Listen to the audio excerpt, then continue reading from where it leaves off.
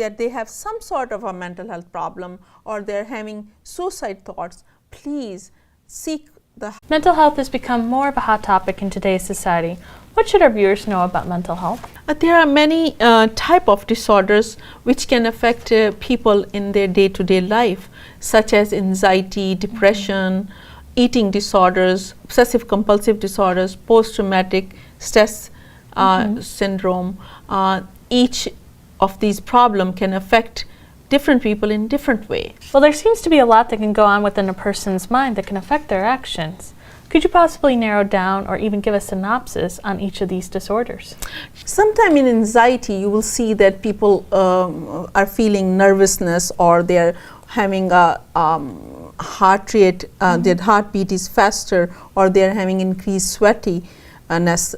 And this is normally also it happens in people, but if it goes above and beyond their normal range, then it's worrisome. So it means that these are symptoms we should look for. They are signs of anxiety, and also there are symptoms which are for depression, and sometimes the sadness or lack of appetite or lack of sleep. These are also symptoms of depression, and if they are lasting more than 2 weeks, that is a problem. Usually anxiety and depression, they go hand in hand, and if the one person is having anxiety, they will have most probably will have a depression too, and we call it a combination as mood disorder. So you will see these symptoms are very, very important. You know, I feel like a lot of teens and even adults can suffer from both anxiety and depression. 40 million adults age 18 and above suffer from anxiety, and nearly half of people diagnosed with depression are also diagnosed with anxiety. That's an insane number. What are some other mental health issues that people should show some concern about? Eating disorder is also one of the very common mental health problem, which happens mostly in teens and young adult, and people get worried about their weight or food, so they will eat and then throw up. So emotionally very charged people. All right, well, what about personality disorder? That is also getting very common. Antisocial personality is one of the very common one. So people are having difficulty building the relationship. That's very, very, very, very scary too, because people are not having the stable relationship. Probably a little bit due to the social media there. Yes, exactly. So what about obsessive compulsive disorder, mainly known as OCD in the community? I think most of the people, we are suffering with this, but if it goes above and beyond the norm, so then it's worrisome. People are having actually fear of something going wrong. For example, fear of height or getting sick. I know I suffer from that. I hate getting sick during the flu season. And you keep washing your hands? Absolutely. That's not good. Yep. But if it's all right if you're doing for reasonable times, but if you're going, I know a person who will keep washing the hand and they have broken skin. That's not good. I'm afraid of height, so I'm like little careful. So that's a very common problem. People have it, and what we have to find a way how to control it and when it's getting out of hand. That's very, very important. Absolutely.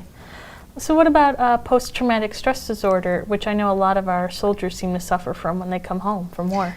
Yes, that's another sad thing. People are having sometimes devastating memories of those events which are really are not very pleasant. So they're having they're disturbed emotionally, especially when they come back from war, or they have sexual assaults, or sometimes they have natural disaster.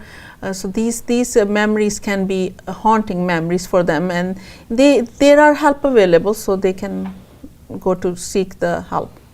Well, that's always good to find help. You know, Dr. Sadiq, all of these sound terribly difficult to deal with. There's often stigmas behind mental illness. Can you explain why that is? There is often a stigma, and stigma is basically a mark of disapproval from the society in general against person because of various reasons. And people with stigma often have been referred as crazy or weird. Oftentimes people do not take mental health illnesses very seriously, which is not really a good thing. and people think it's all in your head, but Right. it's assumption. Don't think this is all in your head. There are some problems. People can hurt themselves. So please seek the help if you feel any problem like that. You know, in 2018 alone, many people have started talking about mental illness with the controversial shows such as 13 Reasons Why and various famous people committing suicide such as Kate Spade and even Robin Williams in the past. Why do you think people are afraid to speak up about feeling anxious or experiencing symptoms of depression? Over the period of years, people are now discussing more and more about these problems, which is a very good sign, and they are coming out of their comfort zone. But unfortunately, 18% of the adults have mental health problems, but only 50% of the Americans are coming out and they are talking about these problems. And I think it's a long way to go. Still, we need to work on it. People who claim that they have some sort of a mental health problem or they're having suicide thoughts, please seek the help. Please talk to someone, as people do care about you. There are therapists available if you need to talk to your doctor, as well as an anonymous hotline that can provide you support on the spot. People who are become afraid to speak up because of the stigma, but it is important that people get over this fear, because it does get better. Absolutely. No one should have any shame for asking for help when they know it can get better. Absolutely. Do you have any thoughts on the way mental health is portrayed in the media and the stigmas that are behind that? Social media and its effect of social media, it can help in the positive way or it can help in the negative way.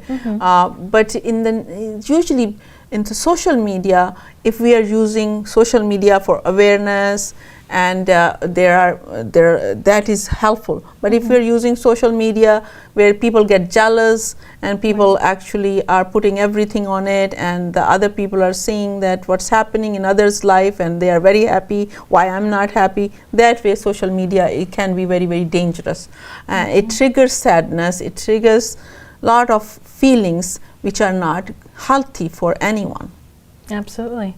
Well, if there's someone out there listening to this and they are wanting to finally seek help, what way can these people turn to? Actually, the best way is you talk to your family, your friends who love you. But if you're not comfortable talking to your family member or any friend, then reach out to your doctors. And if you do not want to talk to your doctor, there are some hotlines available. There is one which is very, very good one, that is pleaselive.org. That is very, very important. There are hotlines for sexual assault, hotline for eating disorder, for suicide, and there is another one, 13reasonswhy.info. Someone who actually is having these problems, please go and visit these websites.